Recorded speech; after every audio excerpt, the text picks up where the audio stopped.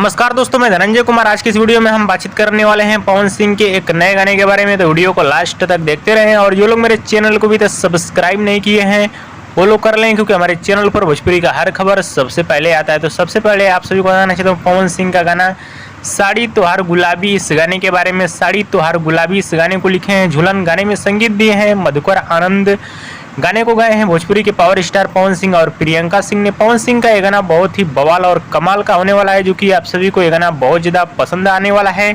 लेकिन पवन सिंह का ये गाना पुराना गाना होने वाला है। जी हाँ दोस्तों, पवन सिंह का ये गाना पुराना गाना होने वाला है, बट ये गाना बहुत ही शानदार गाना होने वाला है। और इस गाने को आप सभी के बीच रिलीज किया जाएगा एसी फिल्म के यूट्यूब चैनल पे कल सुबह 7 बजे, यानी 12 तारीख को सुबह 7 बजे एसी फिल्म के यूट्यूब चैनल पे इस गाने को रिलीज किया जाएगा।